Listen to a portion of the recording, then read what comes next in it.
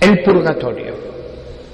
Cuando yo era un joven seminarista que me asomaba a estas realidades teológicas, pensaba en el purgatorio de un modo judicial, de un modo, diríamoslo así, externo. Has cometido esto, mereces este tiempo en el purgatorio. Has hecho esto 3 veces, mereces tanto tiempo.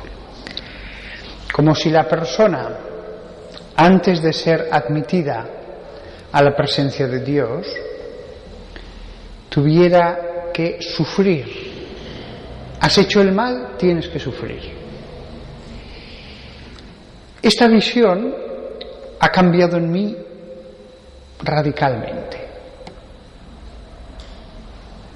El tiempo de purgatorio es un tiempo necesario. El tiempo de purgatorio, y fijaos que uso la palabra tiempo, porque después de la muerte existe un tiempo, el Evo, que es distinto del nuestro, es la sucesión de pensamientos, sentimientos, actos de voluntad que hay en un espíritu separado del cuerpo. Quitad el cuerpo a un espíritu, incluso podéis imaginaros, aunque es una imaginación, sin cuerpo, totalmente a oscuras, en perfecto silencio, a solas con vuestro pensamiento. Un pensamiento, otro, un recuerdo, imaginas algo, una sucesión de actos de la voluntad. Eso es el ego. Cuando solo existen los actos del espíritu, el entendimiento y la voluntad, eso es el ego. Con lo cual, a veces una serie de actos pueden ser larguísimos en el tiempo y al revés. Todos tenemos la experiencia de que cuando nos lo pasamos muy bien decimos, uy, pero ya se ha pasado 3 horas. Y al revés, madre mía, estos 10 minutos se me han hecho eternos. Pues esto nos ayuda, solamente es una ayuda, porque en realidad deberíamos estar totalmente fuera del cuerpo para entender lo que es el ego. Nos ayuda a entender el Evo, el tiempo de los espíritus. Pero los espíritus están en el tiempo. El único que está en un eterno presente es Dios. En Dios no pasa el tiempo. Dios está en un eterno presente. Pero todos los demás, ángeles o almas, estamos en el tiempo. Distinto, pero tiempo. Por eso la Sagrada Escritura, cuando habla de la eternidad, no habla como un éxtasis en el que ya desaparece el tiempo y estamos fuera del tiempo. No. Siempre que la Escritura habla de la eternidad, habla de con expresiones, por ejemplo, como in secula seculorum, por los siglos de los siglos. Es decir, un siglo de siglos. Si en cada año de un siglo pusiéramos un siglo, o sea, 100% son 10.000, por los 10.000 años y 10.000 años y 10.000 años y 10.000 años. Esa es la visión escriturística de la eternidad. Un tiempo indefinido, no una especie de éxtasis en el que ya no hay tiempo. Entonces, cuando hablamos de un tiempo en el purgatorio, es correcto, aunque sea un tiempo distinto, aunque sea un tiempo en el que en muy poco tiempo puede sufrir mucho y en mucho tiempo no tanto. Entonces, el purgatorio, decíamos, el tiempo del purgatorio es necesario. He necesitado tiempo yo para comprender esto. Los seres humanos, cuando morimos con todos nuestros prejuicios, con todas nuestras deformaciones, con toda nuestra psicología, a veces herida, a veces traumatizada. El alma, aunque sea espiritual, tiene heridas espirituales, cosas que tiene que corregir. Pero un espíritu no es arcilla que puedas modelar en tus manos. ¿Cómo se corrige? ¿Cómo se endereza? ¿Cómo se sana? ¿Cómo se cambia el pensamiento de un espíritu si no lo puedes tocar, si no lo puedes modelar desde fuera? Es el yo lo que tiene que cambiarse. Por eso, con buena voluntad del interesado, con apertura del interesado, se necesita un tiempo. Hemos dicho en la charla de ayer que lo que caracteriza el infierno es la negación de la salvación de Dios, el estar cerrado a que ese Dios pueda transformarnos. El purgatorio, no importa lo deforme que estés, no importa los prejuicios que tengas, no importa el monstruo en el que te hayas convertido, y hay seres humanos que son como monstruos, no importa eso si tú estás abierto a dejarte cambiar, a dejarte transformar, a irte sanando. Y esa es la necesidad del purgatorio.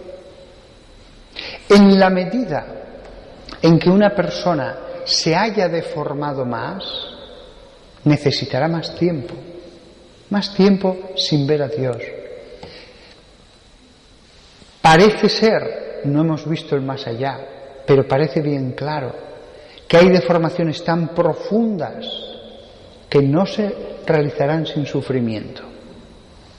Pero no porque Dios diga, ahora vas a sufrir, no, sino porque uno tiene que penar pidiendo perdón a Dios por lo que ha hecho para sanarse. ¿Qué duda cabe que el jefe de un campo de concentración que diga, Señor, me arrepiento, perdóname? Vale, no vas al infierno, pero tienes que pedir perdón. No es porque yo te lo quiera imponer, tienes que hacerlo, tiene que salir de ti mismo, sin que nadie te presione para ello. De ti mismo tiene que surgir el dolor por lo que has hecho y pedir perdón a Dios y a esas almas cuando te encuentres con ellas. Entonces, cuando de verdad el nivel de dolor compense lo que has hecho, sane lo que te has deformado, en ese momento estarás ya sano, estarás limpio, podrás entrar. Por supuesto que en los casos más claros esto es evidente.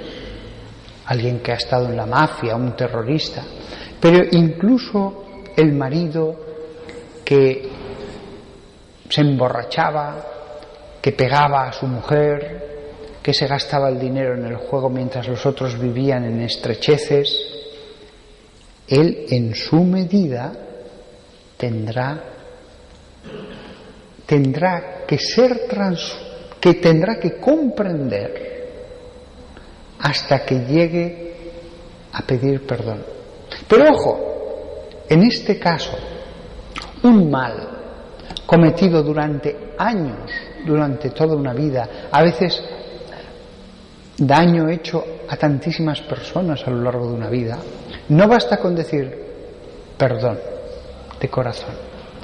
Hay que llegar a un nivel,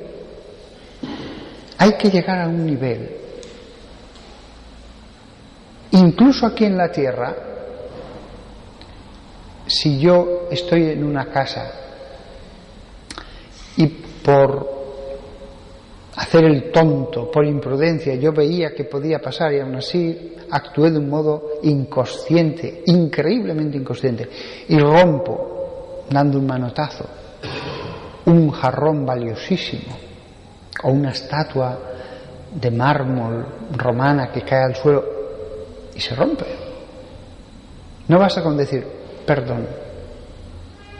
A veces, incluso aquí en la tierra, tenemos que manifestar más tiempo nuestro dolor y decir más que una palabra. Si es una cosa sin demasiada importancia, a lo mejor le decimos, perdona, voy a ayudarte a recoger los cristales, perdona, voy a ayudarte a limpiar esto que he manchado. No basta solo el perdón. El perdón se manifiesta a través de los actos subsiguientes. ¿Cuántas veces nos han hecho algo y el otro nos ha dicho perdón? Es verdad, le duele, pero poco, y no ha hecho nada más. ¿Cuántas veces le diríamos a la persona, sí, mire, perdón, está muy bien, pero me ha roto las gafas y estas gafas cuestan tanto dinero? Pues usted ha sido el culpable, ¿por qué no me da ese dinero? Ni siquiera si usted va a reparar el que yo tengo que volver al oculista, tengo que perder un tiempo, tengo que encargarlas, mientras tanto, ni siquiera así.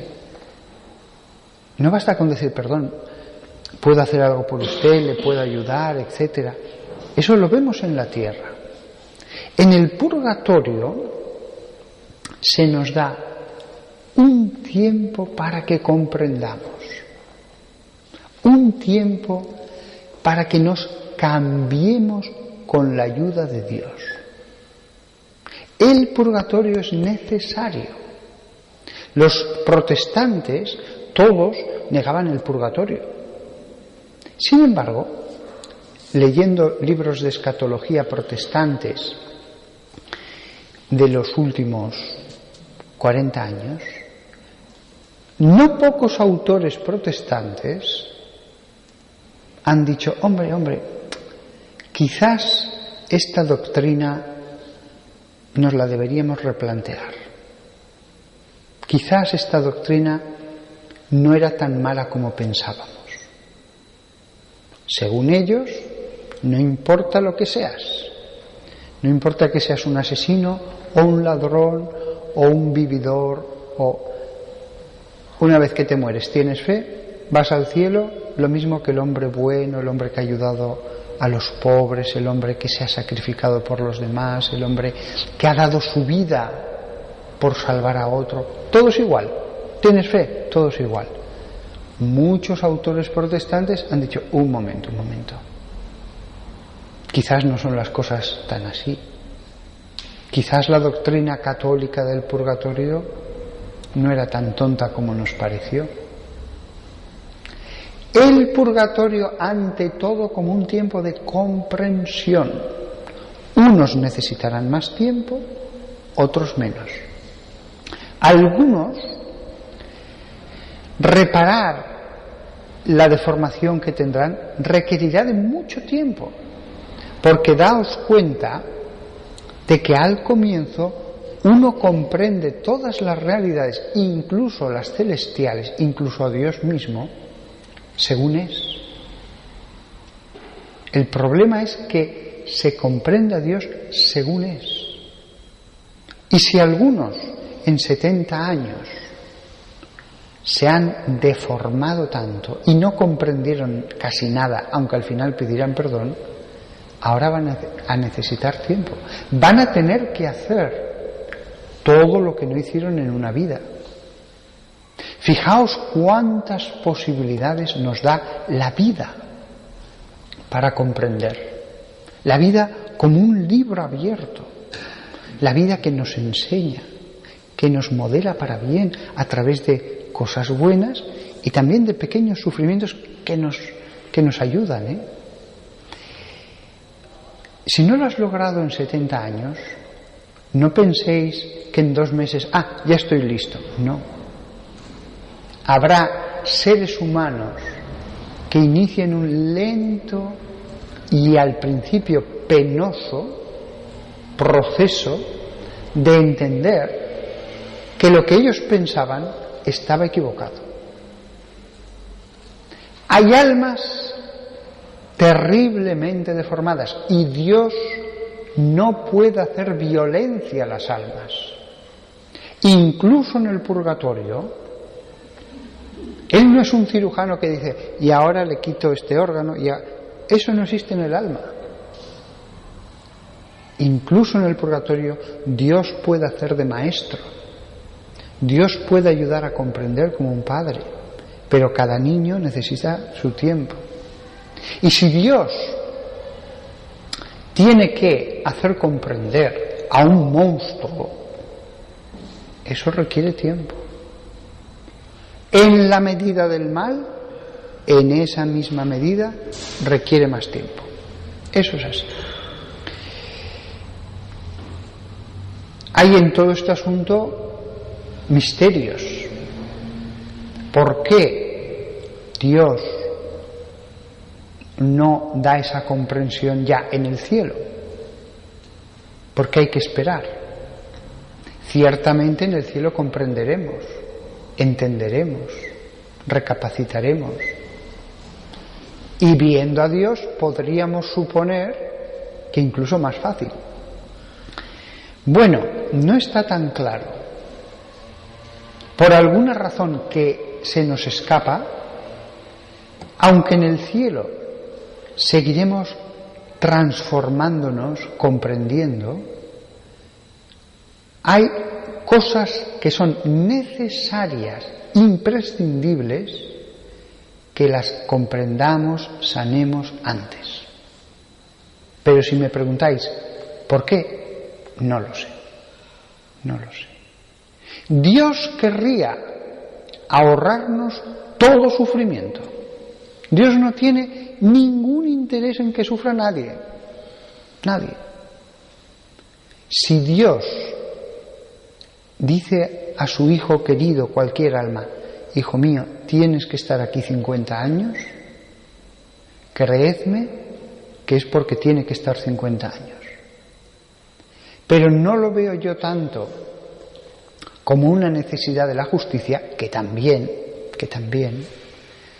no lo veo yo tanto como eso, sino por la necesidad que tiene cada individuo de ir cambiándose. Y que algunas cosas deben ser necesarias antes de presentarse ante Dios. Pero no porque Dios diga, te exijo esto. No, porque es así. Recuerdo un reportaje en el que salía en una fundición un chorro de, creo que era hierro o acero líquido, era acero, creo que era acero, o aluminio, puede que fuera aluminio perfectamente líquido. Todos iban con trajes especiales de amianto y le dice al que llevaba la cámara, se saca el guante y le dice, voy a poner mi mano en el chorro. Y efectivamente hace así y corta el chorro. Tiene un cuidado exquisito en que no salpique nada fuera de donde caía aquello, pero hace así y pasa la mano por el chorro. Y le explica, a esta temperatura, este mineral resbala completamente por mi mano, no tengo ningún problema.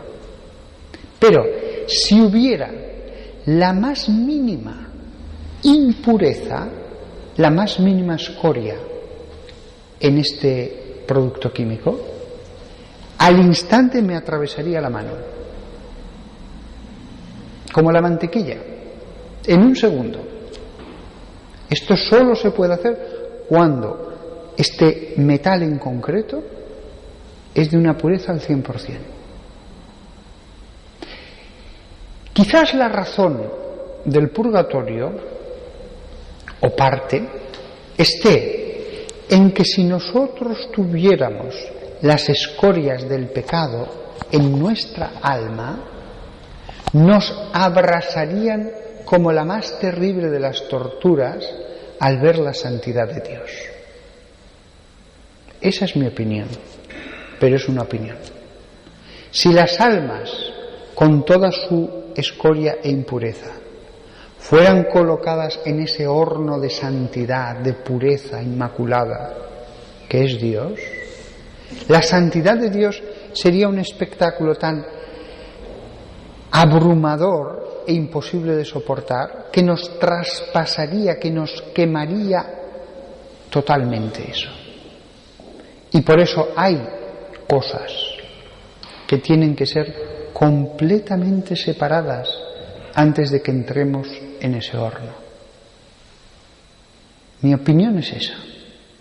Sería, viendo a Dios y viéndonos a nosotros mismos, el mal en nosotros sería la tortura más increíble, nos volvería locos, perderíamos la razón al contemplar aquello, lo que es Dios y lo que somos nosotros. Tenemos que ser preparados para ese choque, tenemos que ser preparados. De lo contrario, la trascendencia de Dios, Dios es el trascendente, es lo completamente diverso a todo lo que conocemos. Trascendencia significa eso. No, trasciende todo. No estamos hablando de más cantidad, no estamos hablando de grados, estamos hablando de lo que es completamente diverso en santidad, no a lo que hemos conocido, a lo que podamos imaginar. De ahí que cuando ese Dios nos dice no, debes purificarte, es que hay que purificarse. Dios en el purgatorio ayuda, envía gracias para que comprendamos. Dios enseña, bien sea su voz, bien sea también a través de los ángeles, bien sea a través de los santos. No es que todas las moradas del purgatorio tengan que ser necesariamente como estar en una cárcel solo, no. A veces habrá moradas del purgatorio que se parezcan más a un diálogo, a una escuela, a un pasear con otros seres que nos enseñan y después nosotros meditamos, oramos. Habrá otras moradas del purgatorio que quizás sí que sean más como una cárcel, como el drogadicto que al dejar una droga tiene que ser encerrado y que, aunque sufra mucho, se libere de eso. Quizás haya seres humanos que al ser arrebatados de esa materia que amaron con todas sus fuerzas y de todos los placeres en los que pusieron toda su alma, se sientan, al ser arrebatados de la carne y todavía sin Dios, como el drogadicto al que le has quitado aquello que para él era una adicción. Otros quizás tengan que vagar por la tierra durante siglos, viendo el mundo y tratando de comprender. Vagar viendo el mundo y entonces por fin entender al mundo fuera del mundo y ver qué tonto fui, mira, qué tonto, y mira, hice esto y ahora eso ha tenido esta repercusión y aquí veo la consecuencia de lo que hice en esta otra persona. El purgatorio no es un solo lugar. Estamos hablando, cuando hablamos del lugar, de un estado. Es un estado con muchas moradas y muy variadas.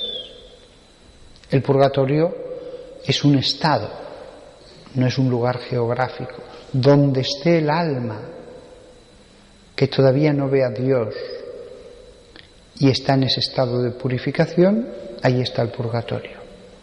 Puede haber un alma en el purgatorio sobre la tierra.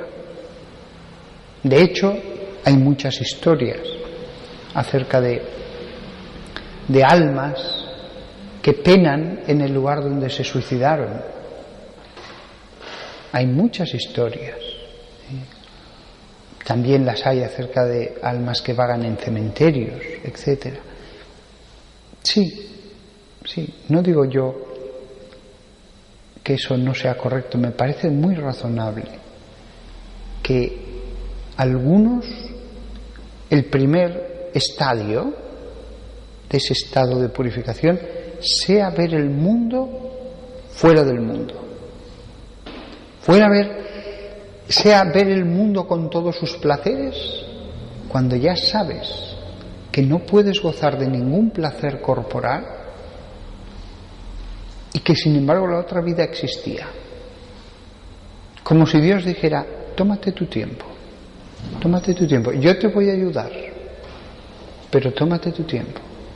Quizás haya almas que escuchen la voz de Dios que les habla y le dice, ¿ves? Esta persona, lo dura que es ahora con otros, tú contribuiste con dureza tuya, fíjate lo que hiciste, y aquí, y tú también ayudaste a cambiarle el carácter. Mira la consecuencia concreta de tus actos. Y mira ahora a este otro ser humano, fíjate cómo le influiste para mal. Y él vaya explicando las cosas, y la persona con todo el tiempo del mundo vaya entendiendo. ¿Cuánto tiempo en el purgatorio? El que necesite. Algunas, si necesitan un siglo, pues un siglo. Quizás el mafioso que mató a muchos seres humanos necesite muchísimos años solo para comprender la medida de todo el mal que hizo. Quizás ese mismo mafioso durante tiempo, al principio, se justifique, pero es que tal, y después, pero yo es que era débil, y en ello no haya verdadero arrepentimiento.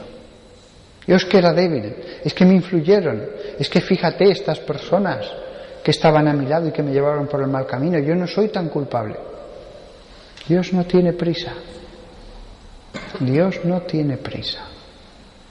Has hecho un mal, tienes primero que comprender, tienes primero que desear, segundo que desear ser purificado, tienes que orar.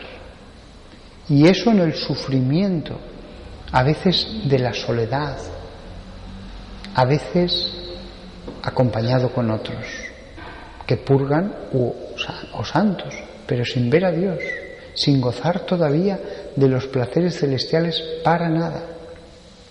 Hay muchos grados de purgatorio. No es lo mismo el hombre que fue bueno, honesto y que necesita comprender muy pocas cosas. Pero todos pasaremos por el purgatorio. Hasta los que van a misa todos los días, Dios le dirá, ¿crees que eres muy bueno? Sí. Mira. ¿Así soy yo? Sí. Mira, tienes este defecto, tienes esta otra cosa, tienes esto. Pero eso son pequeñas debilidades, eso no es nada. Tómate tu tiempo para comprender. Cuando te veas capaz, me pides perdón. Y ora para que tú entiendas. Pero es que no lo veo. Ora para entender. Ya no se puede ganar mérito, pero también las almas del purgatorio oran. Incluso la Iglesia nunca se ha opuesto, aunque no se sepa seguro, nunca se ha opuesto a que pidamos a las almas del purgatorio. Probablemente, esa es mi opinión, algunas por lo menos pueden orar por nosotros. Las personas que no son malas y que pasan una penosa enfermedad, pensemos en un cáncer durísimo, con la quimioterapia, con pinchazos continuamente, lo tremendo que es el final de algunas personas, esas tienen su purgatorio aquí en la tierra. No digo que todas, pero muchas de las personas que han pasado una dura enfermedad sobre la tierra, o una tristísima vejez al final con muchos sufrimientos físicos, esas personas cuando mueran, el sufrimiento les ha hecho ya tan humildes, les ha hecho comprender que no son nada, les ha hecho desear la salvación con todas sus fuerzas que solo puede venir de Dios, que esas personas poco tendrán que estar. Ya han pasado su purgatorio aquí y Dios simplemente con que les diga una serie de detalles enseguida pasarán al cielo. Incluso personas ateas, personas sin fe, pero que han sufrido mucho al final de la vida, se vuelven tan humildes, tan como niños que entienden que no pueden nada por ellos mismos, que con muy poco después de la muerte pasarán al cielo. Esa es mi convicción. El final de la vida, sobre todo si es muy duro, para muchas personas es el purgatorio. Y solo cuando mueren necesitan 4 pinceladas. He hablado del purgatorio para que lo comprendiéramos de los casos más claros, porque viendo los casos claros comprendíamos la necesidad del purgatorio. Pero hay muchas otras personas, muchas, incluso ateos, que cuando mueran solo necesitarán un pequeño barniz y estarán perfectos para ir al cielo. Por eso Dios en su sabiduría, después de una vida en la que en la mayor parte de los casos se acumula pecado, deformación, puso los sufrimientos al final. Eso forma parte del orden de Dios. Y cada uno, en el final de nuestra existencia, sufriremos aquí en la tierra con la enfermedad el tiempo, la medida y el modo que Dios permite, permisión. Pero cuando estéis algún día en una cama de hospital con el gotero y vengan a daros otra inyección, recordadlo, este es mi purgatorio. Esto no sucede por casualidad. Y además ganáis mérito si lo hacéis con fe. Si lo hacéis con fe. Y entonces, un alma, cuando ya está sin escoria, cuando está pura para sumergirse en la pureza, cuando está ya con amor sin mal para sumergirse en el amor, cuando ya lo desea con toda su alma. No deseamos a Dios lo mismo cuando vamos a morir que si nos han hecho esperar 5 años diciendo y ahora prepárate. No es el mismo deseo.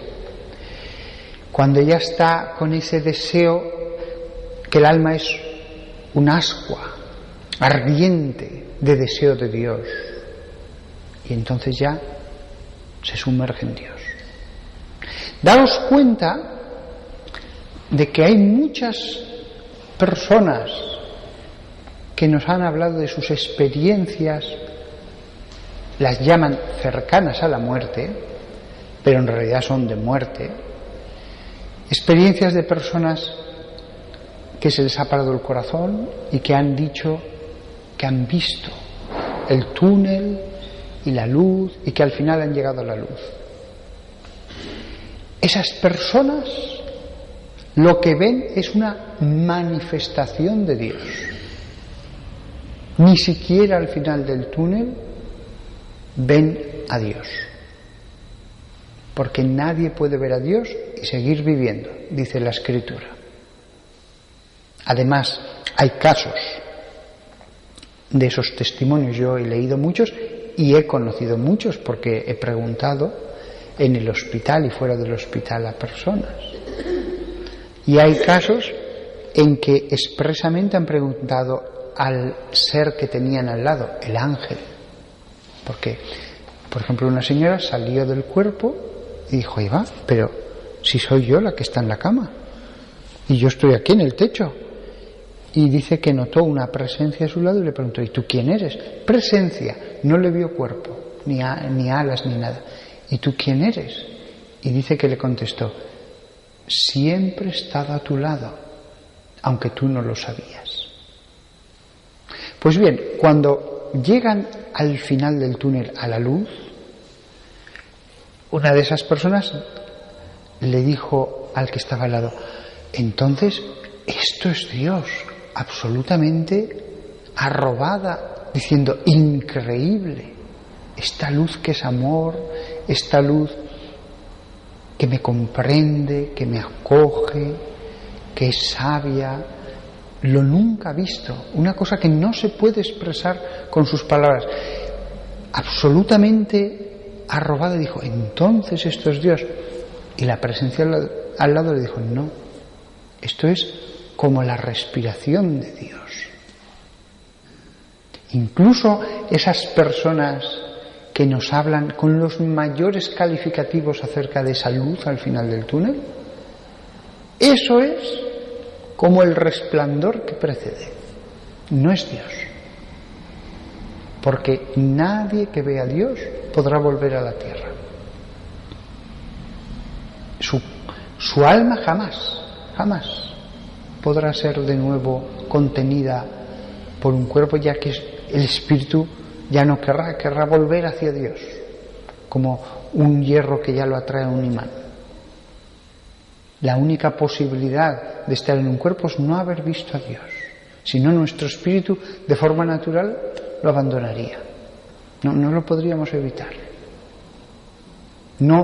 Nadie podría volver a estar en este mundo con toda su suciedad, su mal, su pobreza de todo lo espiritual, sus pequeñas tonterías de pecado.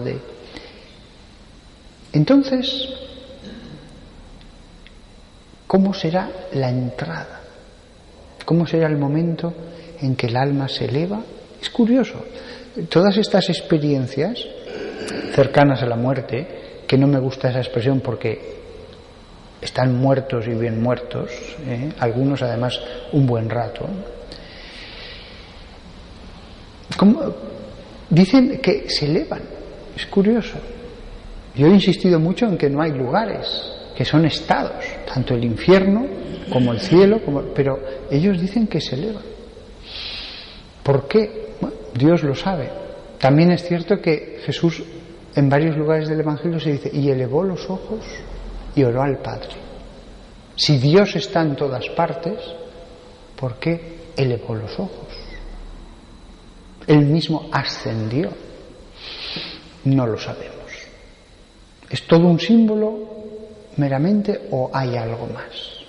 Que ascendió a los cielos, eso es real, Él está descrito en el Evangelio y ascendió físicamente, pero ¿será un símbolo el que Él quisiera desaparecer de este mundo de esa manera? ¿O hay alguna razón? No lo sé. Desde luego físicamente ascendió y lo miraban hasta que las nubes lo ocultaron. Entonces, ¿cómo será ese ascenso? Irá ascendiendo y se ven allí las jerarquías de los ángeles, todo el mundo de los ángeles, y uno que se sigue elevando. Yo me gusta imaginarlo visualmente. Será así o no será así, pero me gusta imaginarme que la entrada en el cielo, después de esa purificación, yo mismo tendré que pasar por una purificación, todos, sacerdotes, obispos, solamente los que se hayan purificado del todo aquí en la tierra, monjes, laicos que llevan una vida verdaderamente angelical, podrán pasar directamente. El resto, todos, nos quedaremos allá un tiempo antes de ascender, quizás ver todos los ángeles y decir: increíble.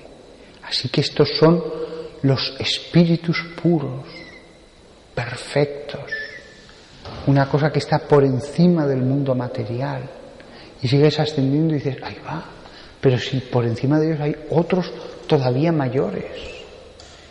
Y sigues ascendiendo y ves espíritus que dices, pero bueno, pero yo no creí nunca que pudiera haber seres espirituales tan poderosos, tan llenos de conocimiento, tan incandescentes de amor. En ese ascender, yo creo que habrá espíritus que diremos, pero si este espíritu ya parece Dios mismo, sé que no es Dios porque hay más como Él, y sigo ascendiendo hacia arriba, pero es que Él ya me parece como un sol, solo que 1.000.000 de veces más grande que el sol y en espíritu, y sin embargo no es Dios. Aquí veo cientos de miles de estos soles y sigo hacia arriba. Yo me imagino la entrada en el cielo como que hay unas nubes. En este estado no hay nubes, evidentemente, pero como un velo último que sabes, una vez que atraviese ese velo no material del que salen fulgores, resplandores, ya estaré delante de Dios. Ya allí llegaré a ver cara a cara la esencia de Dios. Un momento único. Y allí, indudablemente, será el pasmo más grande que nos podamos imaginar. Lo que es totalmente distinto, insisto, no alguien muy bueno, no alguien muy santo, no un hombre que es muy poderoso, no. El espíritu infinito, el ser infinito. Aquello que solamente lo hemos podido expresar vagamente a través de cosas como la gran montaña, el océano, el sol, imágenes las mejores que hemos encontrado, pero todas ellas tan pequeñas. Y será la visión de Dios, darle amor, recibir ese amor, ser acogido con ese amor. Me imagino que al principio no seremos capaces de articular con nuestra mente pensamiento ninguno que le podamos comunicar, y Él nos dejará en silencio.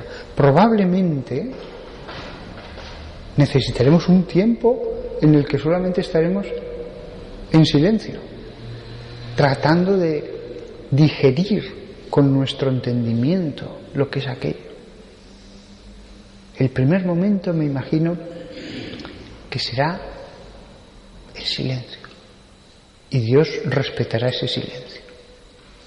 No hay tiempo material. Ese tiempo de pasmo puede ser muy largo. No me atrevo yo a decir cuánto, pero si lo tuviéramos que medir en tiempo, no descarto que sean minutos, horas o años.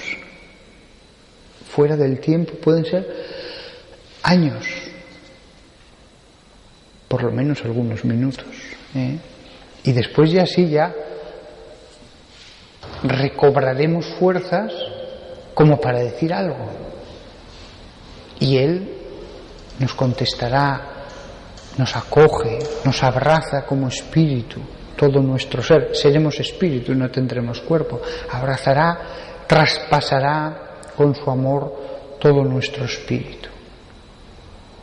Habrá diálogo.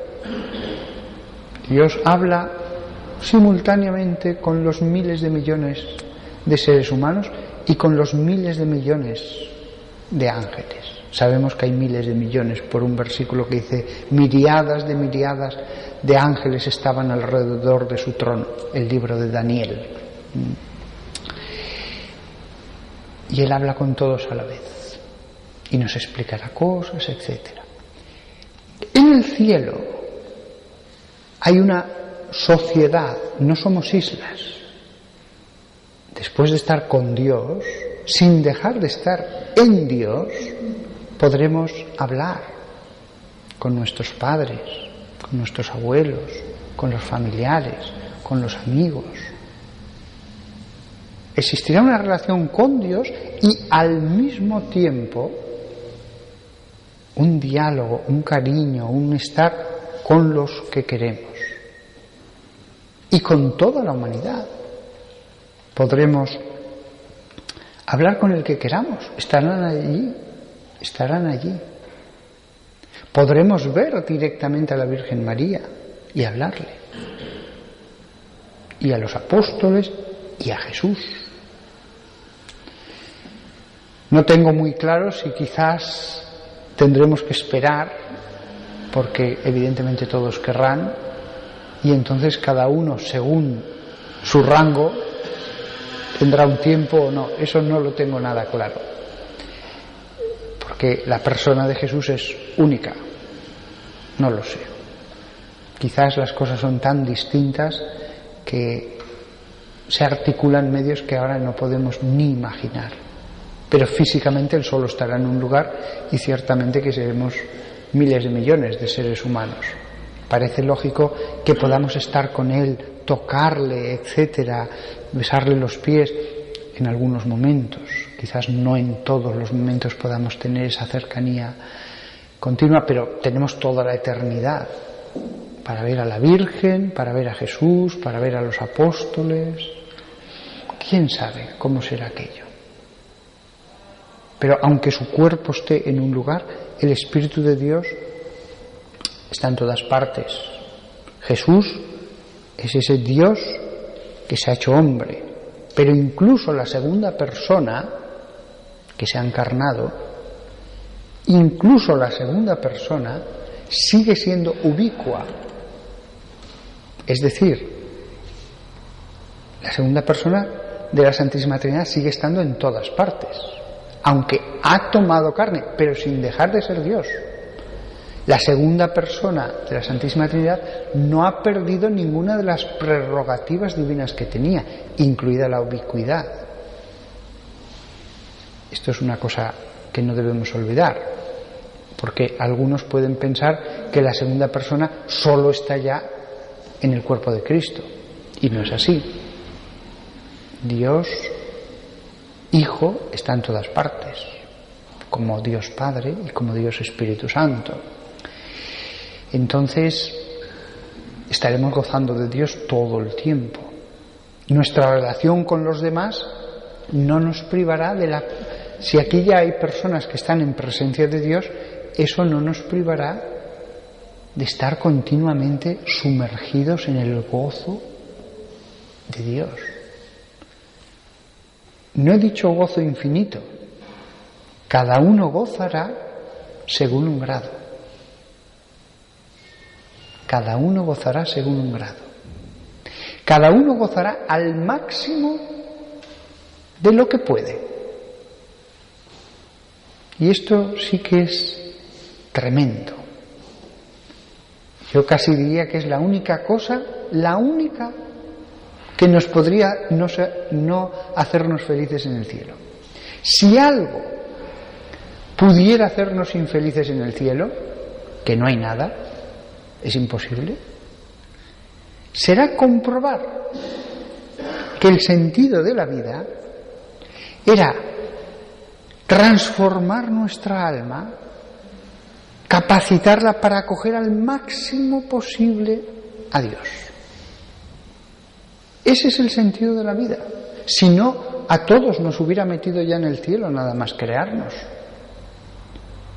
Y entonces comprobaremos que después de 10 años, 20, 50, 70, nuestra alma tiene una capacidad de gozar de Dios, que estará al máximo, pero que será cada uno en un grado. Nadie gozará infinitamente de Dios.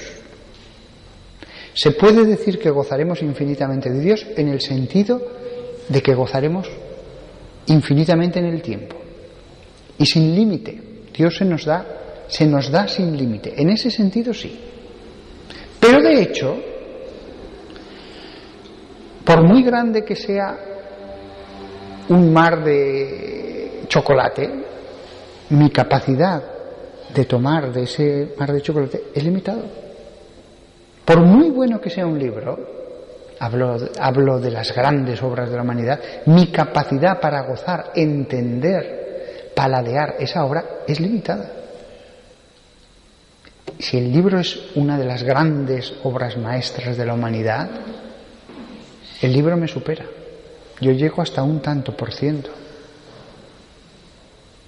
Eso es tremendo. Cada uno de los que estamos aquí gozaremos en un grado. Y nada más.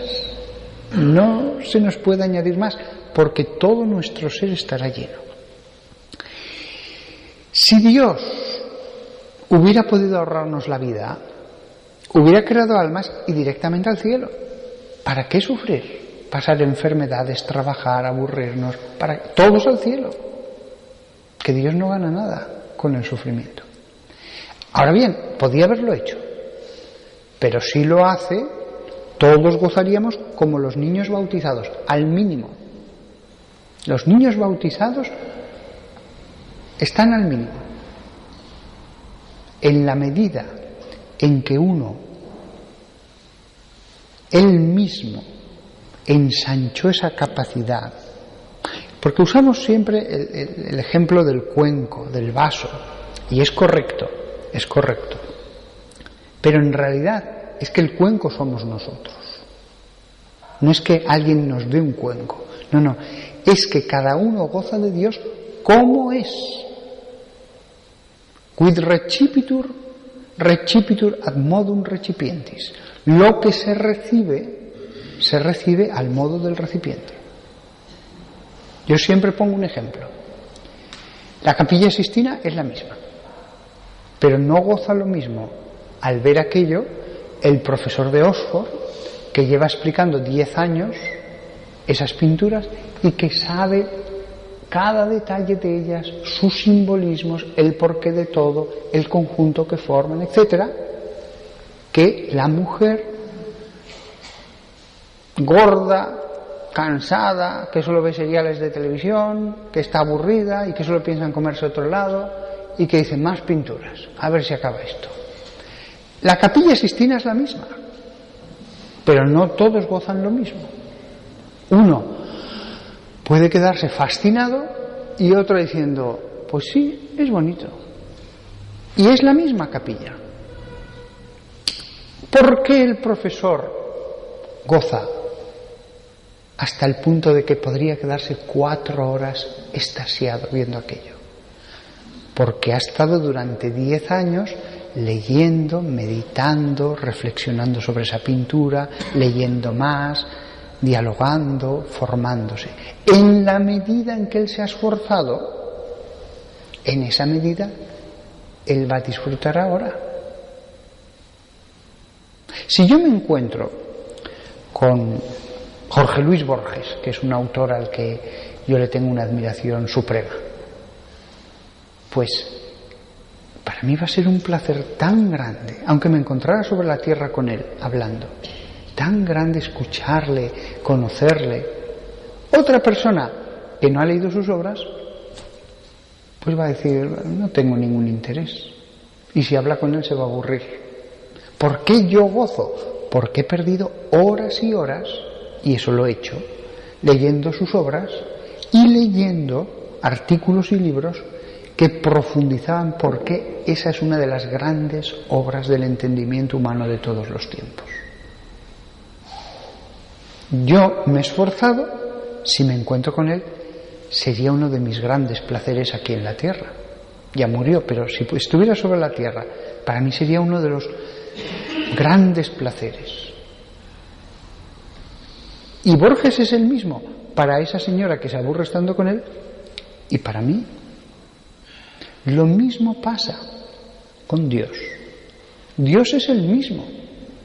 El premio no cambia porque a uno le den una coronita mejor, o un vestido mejor, o un palacio mejor. Ni hay coronas, ni hay palacios, ni hay vestidos.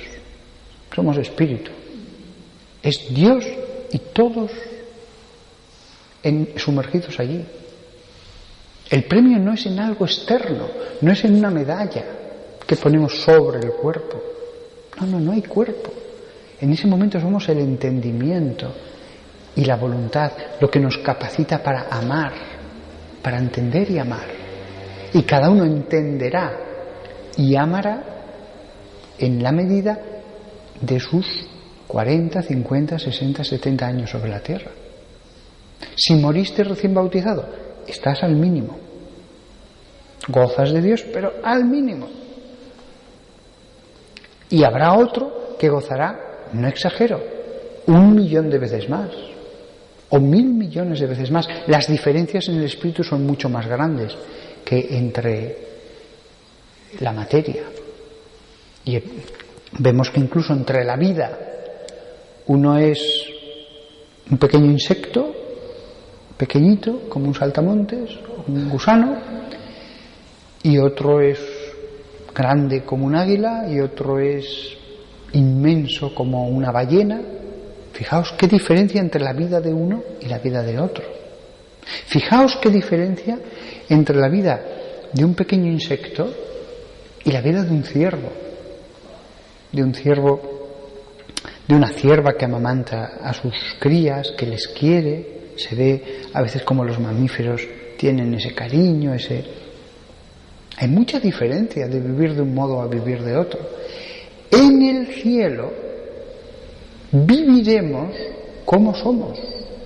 La vida sobre la tierra no tiene otro sentido que forjar nuestro espíritu. Si no, Dios nos hubiera ahorrado todo esto, indudablemente. Si no hubiera habido pecado original, hubiéramos orado, hubiéramos hecho buenas obras, nos hubiéramos sacrificado, hubiéramos tenido obras ascéticas, hubiéramos querido sufrir por Dios y lo hubiéramos hecho a través de la negación y hubiéramos trabajado. Es decir, todo sin pecado, pero lo hubiéramos hecho. Porque la vida tiene ese sentido, forjar el espíritu.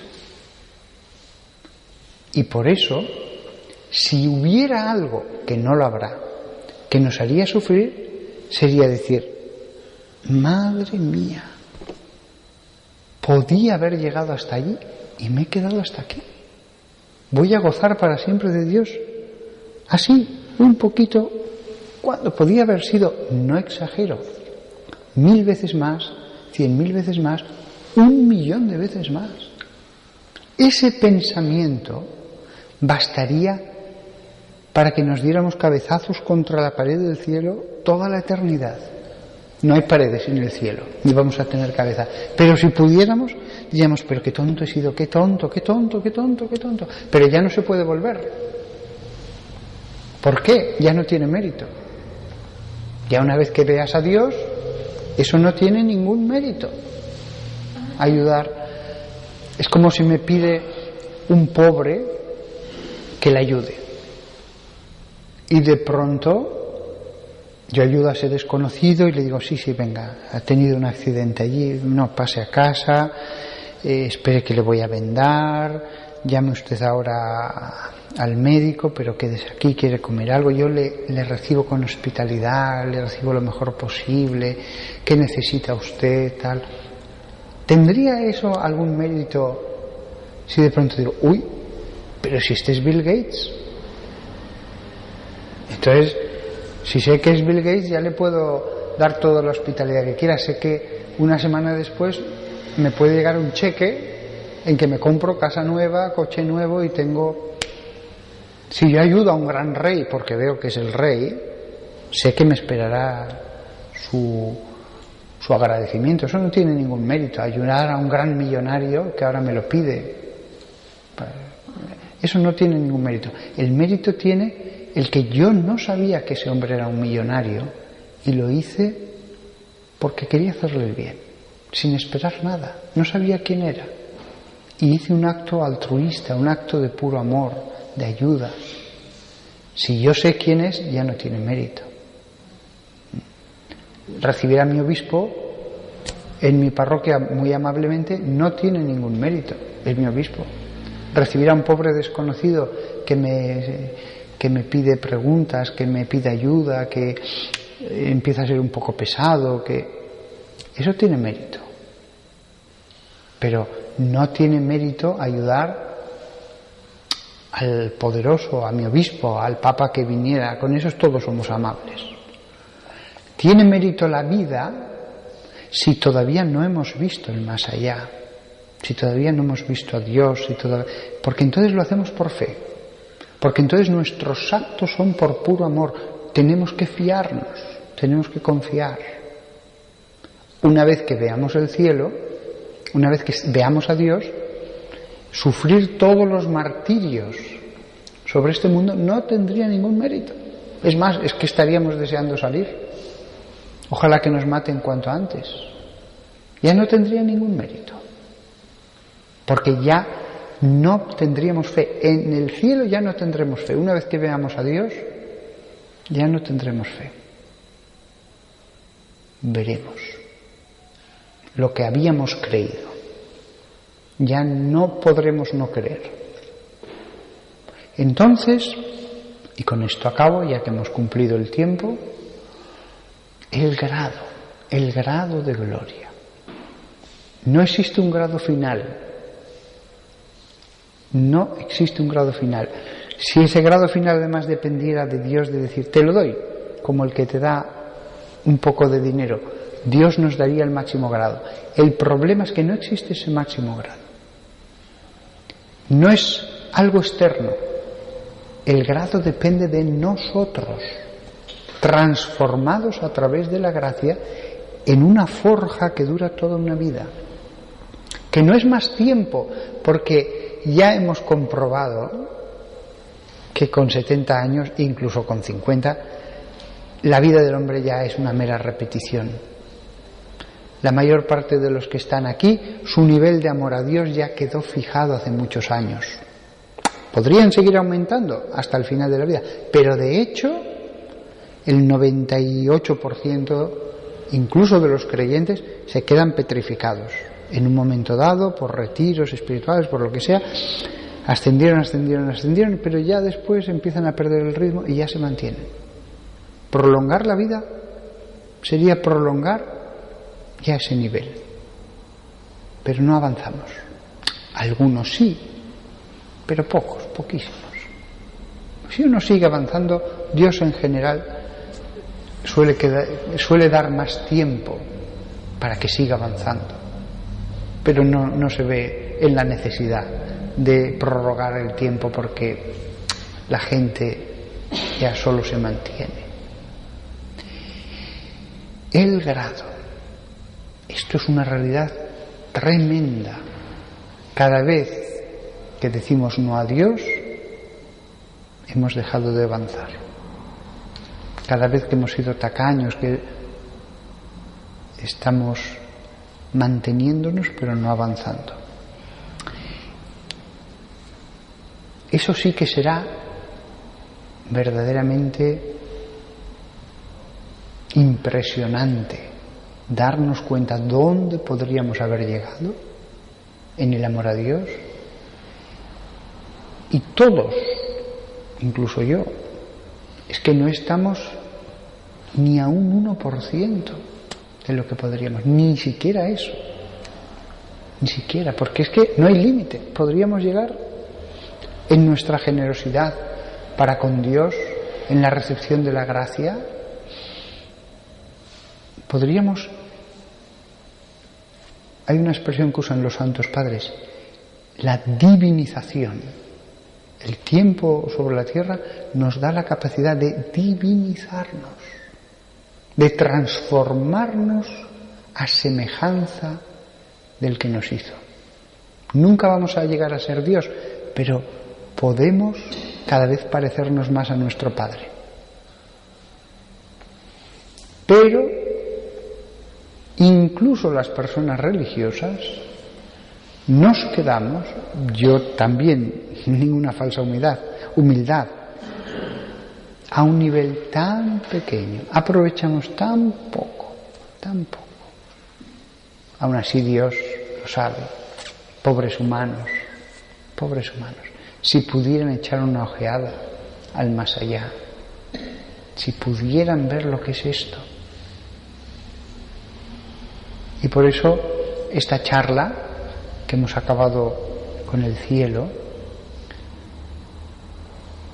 mediten esto, no seremos infelices, porque es verdad que ese pensamiento nos produciría tal dolor, pero al mismo tiempo la visión de Dios nos pacificará, nos consolará.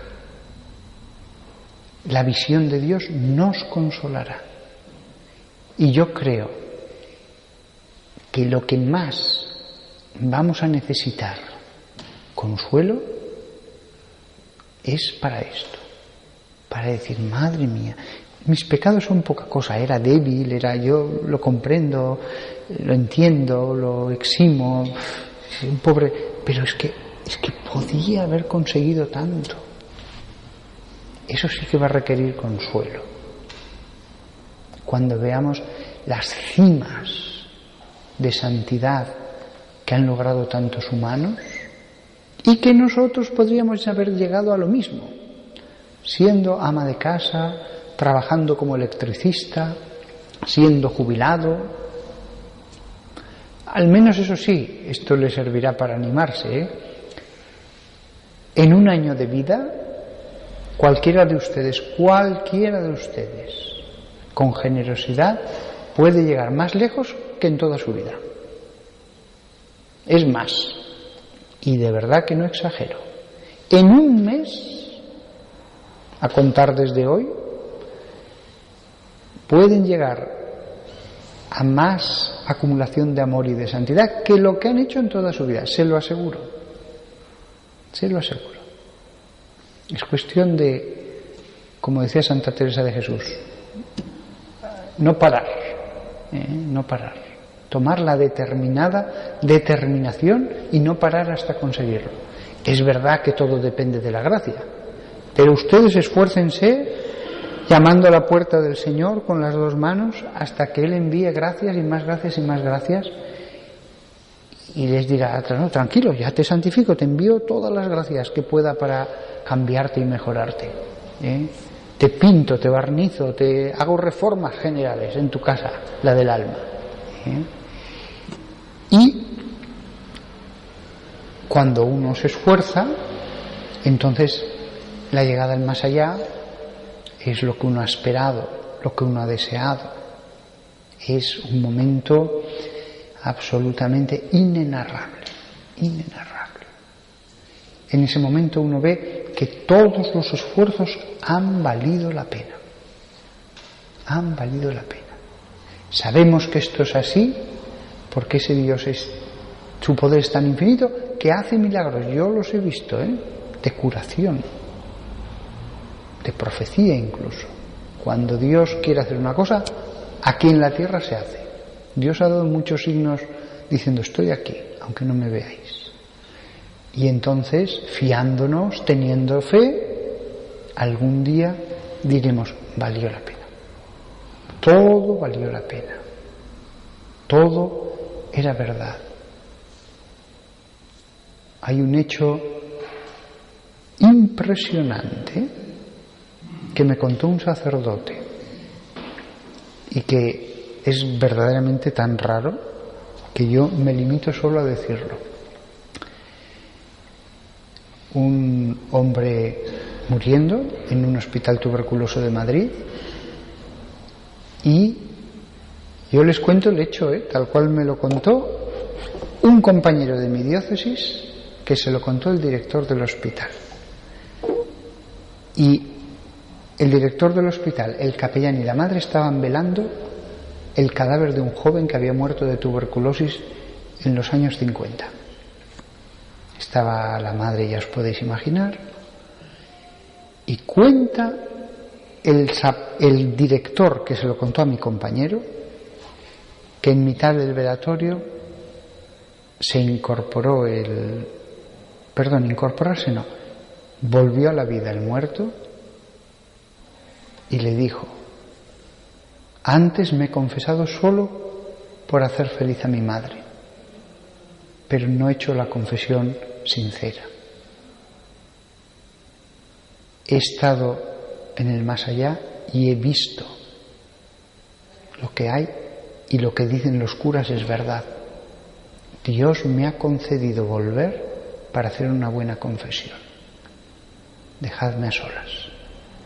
Salieron, el sacerdote escuchó la confesión y volvió a morir. Esto no es que haya pasado por 15 bocas hasta llegar a ustedes. El director, que estaba presente, se lo dijo a un compañero mío, sacerdote de mi diócesis, que me lo contó a mí. Yo había leído alguna leyenda, la de San Bruno, por ejemplo, que cuenta una cosa parecida, y no me creí nada. Dije, estos medievales, tonterías. Pero después empecé a escuchar relatos, yo mismo como capellán o de otros, de experiencias cercanas a la muerte, de cómo Dios dice, no, te concedo otra oportunidad, puedes volver a la tierra.